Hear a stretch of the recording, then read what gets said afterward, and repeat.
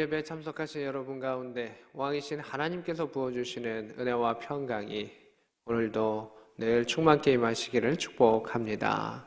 아멘.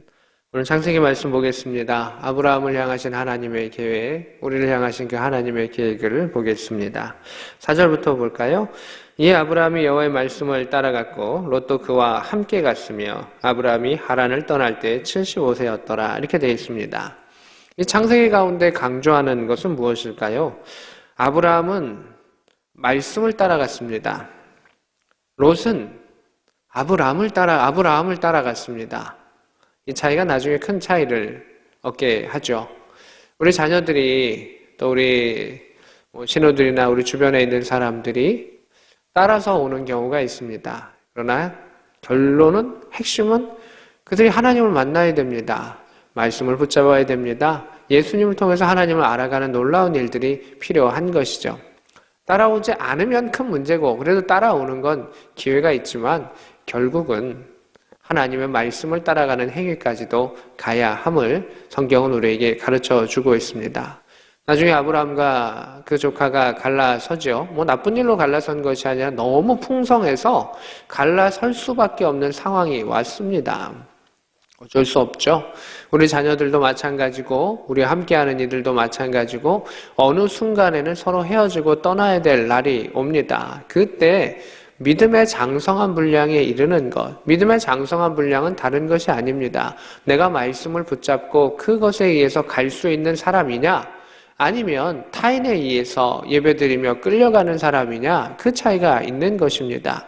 주도적으로 말씀에 의해서 나아가는 자, 하나님을 따라가는 자는 결국 하나님께서 원하시는 때에 마침내 도착하지만, 하나님을 따라가지 아니하고 사람을 따라가는 자는 결국 세상을 따라가게 되고 마침내 죄악의 땅에 머물게 됩니다. 죄악이라고 해가지고 딱 봐가지고 저것은 멸망할 땅, 그것이 아닙니다. 그 조카가 머물렀던 곳은 어디입니까? 번성이 기대되는 땅이었고 도시에 편리함이 있었고 문명이 있었습니다. 아무도 그것이 멸망할 곳이라고 생각하지 못했을 것입니다. 그러나 그 땅의 타락과 여러 가지 속에 결국 그 징계, 하나님의 진노가 임하는 것을 보게 됩니다. 5절의 말씀입니다. 아브라함이 그의 아내 사레와 조카 롯과 하란에서 모은 모든 소유와 얻은 사람들을 이끌고 가나안 땅으로 가려고 떠나서, 이렇게 말하고 있습니다. 이끌고 나갑니다. 그가 가장이기 때문에, 그 말씀을 받았기 때문에 이끌고 나갑니다. 이 이끈다라고 하는 것은 책임을 의미하죠. 부대를 이끈다라고 하면 지휘관이 될 것이고, 그 가정을 이끈다라고 하면 아버지든 어머니든 누구든 가장의 역할을 하는 것이 될 것이고, 또 교회에서도 또 여러 가지 이끈다라고 하는 그 의미가 있을 것입니다. 근데 이끄는 것은 짐을 짊어지는 것이고 힘이 드는 일이고 책임과 여러 가지 불편함을 다 감당하는 것이 이끄는 그러한 자리일 것입니다. 그런데 아브라함이 그것을 이끌고 갈 수 있었던 핵심은 무엇입니까? 말씀을 따라갔기 때문입니다. 그냥 자신이 가고 싶은 곳에 돌격 앞으로 하면 끄는 힘이 한계가 있죠. 대표적인 사람이 누가 있을까요? 아브라함의 아버지 데라가 있습니다. 그도 가나안 땅에 가고 싶어 했습니다. 그러나 말씀에 의해서 이끄는 자가 아니기 때문에 그는 중간 안에 서버리게 됩니다. 말씀이 힘이다라고 우리가 말하는데, 이 본문을 통해서 우리는 알 수가 있습니다. 말씀을 따라가면 결국 도착한다. 마치 행군을 할 때 앞사람의 발을 바라보면서 한 걸음 한 걸음 가고, 또 앞에서 인도하는 자들을 따라서 가고, 또 등산을 할 때 그 표시들이 있는데 그 표시를 따라가듯이 말씀을 따라가는 자는 도달하게 되는 것을 보게 됩니다. 또한 중요한 단어가 또 나오는데, 가나안 땅으로 가려고 떠나서 마침내 가나안 땅에 들어갔더라, 이렇게 되어 있습니다. 저는 이 구약 성경 가운데 이 마침내라고 하는 그 단어를 참 의미 있게 봅니다. 그냥 마침내라고 하는 한 단어로 끝났습니다. 왜냐하면 이걸 다 표현하면 성경이 어마어마하게 두꺼워질 것입니다. 근데 하나님은 마침내라고 하는 단어를 쓰셨죠. 아브라함의 가정 가운데 그 갈대아 우르를 떠나고 또 하란에서 가나안 땅으로 도달하는 그 과정 가운데 정말 아무 일도 없었을까요? 엄청난 일들이 있었을 수도 있습니다. 하나님이 도와주셔도 은혜의 일도 있을 것이고 또 강도나 침입했을 수도 있을 것이고 크고 작은 좋고 나쁜 일들이 다 있었을 것입니다. 말씀을 따라간다 할지라도. 근데 그것을 성경은 기록하지 않습니다. 아브라함의 기억 속에는 남겠죠. 와, 갔는데 이런 일들이 있더라. 이제 시작인데 이런 일들이 있더라. 와, 중간에 좋은 땅도 있었고 여기 강도 있었고 여기는 잘 피해갔고 여러 가지 추억이 있었겠죠. 근데 그것은 이 성경 안에는 나와 있지 않고 개인적인 경험으로 가게 됩니다. 그러면서 말씀은 마침내라고 하는 중요한 그 포인트를 우리에게 짚어줍니다. 하나님의 말씀은 과정 가운데 어려움이 없는 것을 말하지 않습니다. 과정 가운데 어려움이 있을 수 있는 것을 전제합니다.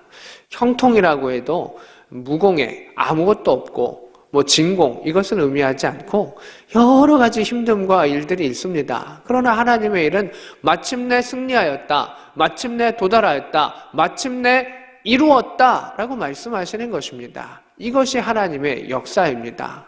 하나님이 능력이 없으셔서 그렇게 하셨을까요? 아닙니다. 이 땅은 유한하지요. 죄가 깔려있죠. 우리는 그 길을 걸어가야 되죠. 사망의 음침한 골짜기를 넘어야 하죠. 그러나 마침내 주께서 우리를 또 다른 푸른 초장으로 인도하신다는 것입니다. 그것이 중요한 것이고 그것이 부활의 승리인 것이죠. 예수님조차도 세 가지 유혹 속에서 그 길을 걸으셔야 했고 십자가의 길 가운데 걸으셔야 했고 배반과 아픔과 모욕 가운데 걸으셔야 했습니다. 그러나 그 모든 것들을 이기신 후에 하나님께서는 모든 무릎을 꿇리시고 마침내 승리케 하셨던 것을 보게 됩니다.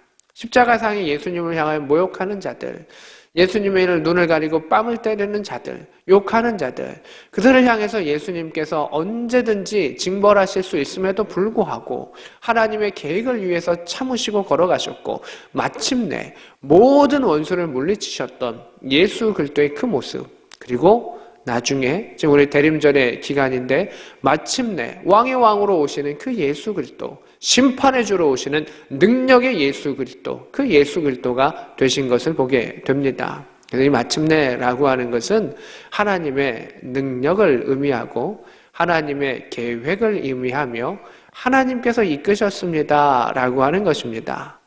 하나님의 사람을 하나님께서 그렇게 사용하여 주셨습니다. 마침내의 비밀은 무엇입니까?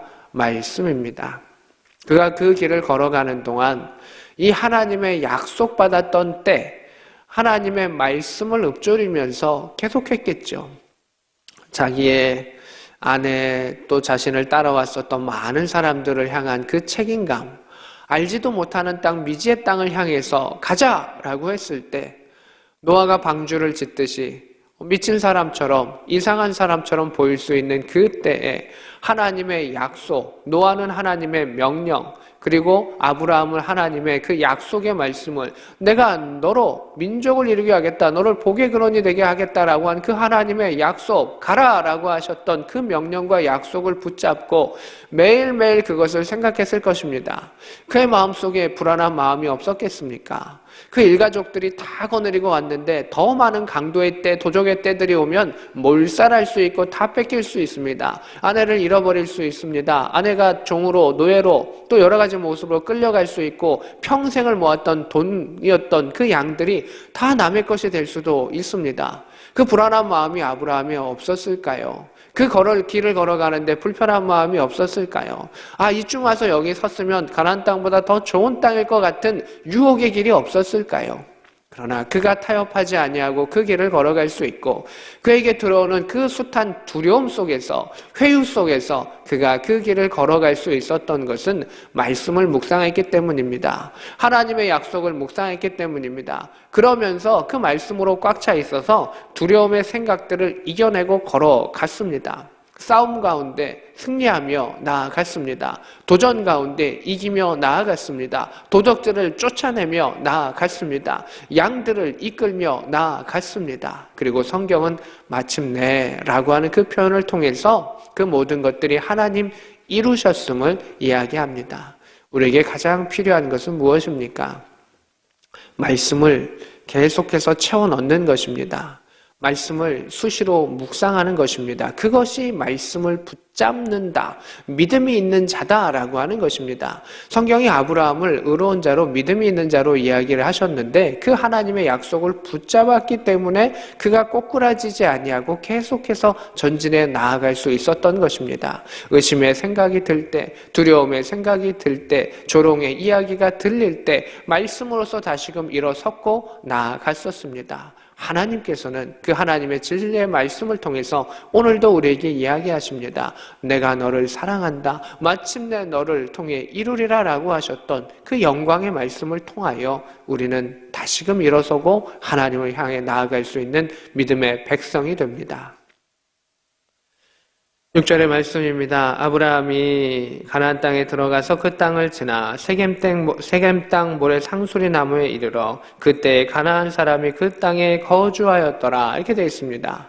짜잔 하고 도착했는데 그러면 다 됐다라고 생각했을 수도 있습니다. 하나님이 가라라고 말씀하셨고 그 말씀 붙잡고 계속해서 왔는데 이제 우리 번성할 일만 남았네 라고 생각했는데 웬걸요.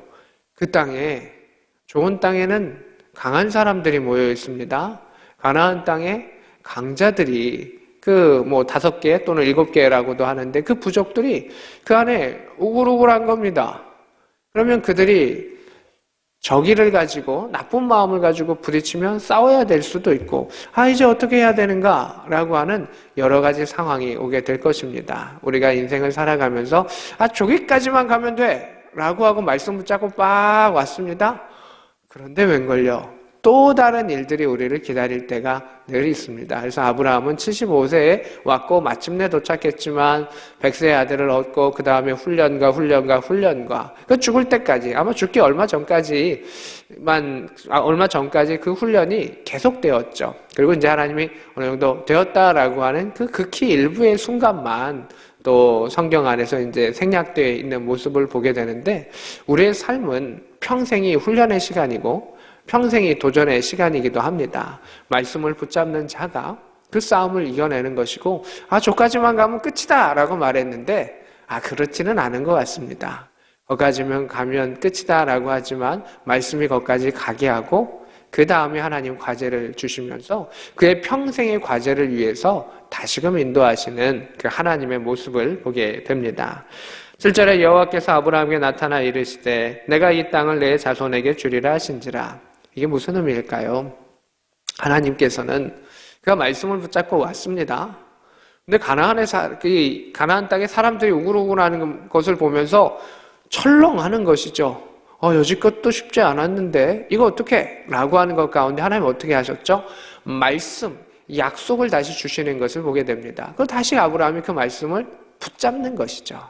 우리의 힘으로 가나안 땅을 정복할 수 없고 우리의 힘으로 그들을 내쫓을 수 없고 됐다라고 왔는데 더 힘든 일들이 닥칠 수도 있습니다. 그러나 하나님은 그때 어김없이 찾아와 주십니다. 말씀을 주십니다. 그리고 그 말씀을 붙잡는 자에게 하나님이 무엇을 주시죠? 능력을 주시면서 하나님의 복과 함께 하나님의 일을 이루신다는 것을 보게 됩니다. 그래서 하나님께서 내가 너에게 주리라 라고 하신 그것 가운데 자기에게 나타나신 여호와께 그가 그곳에서 제단을 쌓고 8절에는 제단을 쌓고 여호와의 이름을 부르더니 9절에 점점 남방으로 옮겨갔더라 이렇게 되어 있습니다. 말씀을 붙잡는 자는 어떤 것을 합니까? 하나님을 찬양하기를 원하고 하나님을 높이기를 원합니다. 말씀이 채워지면 그것을 따라가면서 그곳에 도착하게 되는 힘과 능력이 임하는 것도 있는데 말씀을 붙잡으면 그 마음이 담대해지고 기뻐지고 하나님의 위대하심을 느끼기 때문에 아브라함은 예배드린 겁니다. 하나님 감사합니다. 하나님께서 이 땅을 주실 줄로 믿습니다. 하나님 그 말씀이 지금까지 이루어졌고 앞으로도 이루어질 줄로 믿습니다. 그래서 아브라함이 가는 곳마다 했던 것의 핵심은 제단을 쌓은 것입니다. 하나님을 높인 것이죠. 이제 말씀을 묵상하는 가운데 그 말씀이 채워져서 기쁨 가운데 하나님을 높입니다. 우리가 하나님께서 우리 예배드리는 곳으로 하나님 보내셨습니다. 보내셨으면 우리가 보내셨던 그 말씀을 붙잡고 또 오늘에 주셨던 하나님 말씀을 붙잡고 지금 환난과 시련 가운데 주셨던 그 말씀을 붙잡고 여호와의 이름을 부르며 주여 그 말씀을 따라갑니다. 주여 그 말씀이 이루어질 줄로 믿습니다라고 말했던 그 고백하며 예배자로 나왔던 모든 이들 가운데 아브라함에게 부어주셨던 놀라운 은혜의 복이 우리 가운데 이 말씀을 듣는 모든 자들 가운데 함께 임하기를 소망하고 축복합니다. 아멘. 8절의 말씀에 보면 베델 동쪽 산으로 옮겨 장막을 치고 서쪽은 베델이요 동쪽은 아이라. 그가 그곳에서도 여호와께 제단을 쌓았다. 가는 곳마다 인도하시는 곳마다 예배하며 찬양하며 말씀을 붙잡으며 그가 행했었다. 거기서 보면 이렇게 말합니다. 여호와의 이름을 부르더니, 여호와의 이름을 부른다는 예배라고 하는 것이기도 하고 하나님을 찬양하는 것입니다. 위대하신 하나님을 찬양하고 부르짖는 것입니다. 여기서 아브라함이 하나님 두려워요 살려주세요 라고 했었던 그 느낌은 나지 않습니다. 그 말씀을 붙잡으며 가는 곳마다 하나님 주실 줄로 믿습니다 라고 하면서 부르짖며 기도하며 하나님을 높였던 그 아브라함에게 하나님께서는 그에게 은혜를 주시고 인도하셨던 것을 보게 됩니다. 그러면서 좋은 일도 있고 어려운 일도 있고 기근도 있고 풍년도 있고 하나님이 하나하나 그를 오르락 내리락 하면서 인도하여 주십니다. 마치 그래프처럼 오르락 내리락. 그러나 어떻게 됩니까? 우상향에서 목적지에 도착하는 것. 이것이 하나님의 믿음의 백성을 인도하시는 그 길입니다. 최단 코스로 빡 올라가고 무조건 직선. 이런 경우는 없는 것 같습니다. 하나님께서는 그 안에 굽이치게 하시고 어떨 때는 돌아가게 하시고 어떨 때는 빨리 가게 하시면서 그 모든 일을 이루셨던 그 하나님의 아름다운 모습을 보게 됩니다. 우리가 말씀을 보는 이유는 무엇입니까? 우리가 이 예배 때 말씀이 선포되고 그 말씀을 묵상하고 듣는 이유는 무엇입니까? 내 안에 그 말씀을 채우고 그 말씀을 계속해서 시범을 통해서 그 말씀을 묵상함을 통해서 우리가 날마다 예배를 드리는 것도 중요한데요. 더 중요한 건 날마다 말씀으로 나를 채우는 것이고 하나님을 기억하는 것이고 하나님을 묵상하는 가운데 하나님을 높이는 것입니다. 세상의 염려는 지금도 우리에게 들어옵니다. 마구마구 몰아쳐 들어오고 또 업무와 분주함 속에서 우리가 하나님의 말씀을 못 잡을 때가 있습니다. 그러나 수시로 그리고 늘 말씀으로 우리를 채워갈 때 하나님께서는 믿음의 역사를 우리 가운데 이루어 주실 것입니다. 힘들 때에도 바쁠 때에도 기쁠 때에도 언제나 우리가 주의 말씀으로 우리를 채우고 그 말씀을 따라가면 마침내 도달케 하시고 어느 상황에서든지 하나님을 높이며 찬양케 하시는 하나님의 아름다운 역사가 있을 것입니다. 오늘도 말씀을 듣는 모든 자들 가운데 하나님께서 주시는 깨달음의 역사가 있기를 원하며 언약의 역사가 있기를 원하며 그 말씀을 붙잡고 나아가는 자에게 마침내 도달하며 하나님께 영광을 돌릴 수 있는 복된 삶을 살아갈 수 있는 저와 여러분 될 수 있기를 우리 구주 예수 그리스도의 이름으로 축복합니다. 아멘.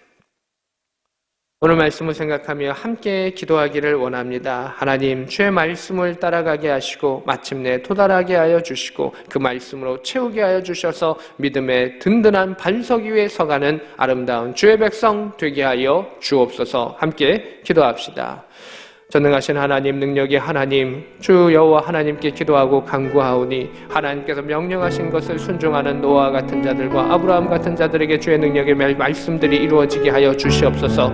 세상의 조롱과 사람에 의지하지 아니하게 하시고 주님 바라보게 하여 주셔서 주의 능력의 백성으로 승리케 하여 주시고 하나님의 때에 하나님의 방법으로 인도하시는 것을 경험할 수 있도록 도와주시옵소서. 동쪽에 있던 서쪽에 있던 어느 곳에 있던 어느 곳을 보내든지 하나님께서 인도하시는 것을 믿음 안에서 바라보게 하여 주셔서 주셔서 마침내 예배드리며 찬양하며 인도함 받게 하여 주시옵시고 하나님을 찬양하는 그 마음이 우리 안에 기쁨으로 넘치게 하여 주시고 말씀을 따라가게 하소서. 사람을 따라가지 아니하게 하시고 세상의 풍조를 따라가지 아니하게 하시고 여호와의 위대하심을 따라갈 수 있는 믿음의 백성이 되게 하여 주시옵소서. 세상의 청년들이 갈 바를 알지 못하고 있는데 오직 주의 말씀을 따라갈 수 있는 아름다운 일들이 하나님 나타나게 하여 주옵소서. 주여 인도하여 주시고 치유하시고 회복하여 주옵소서.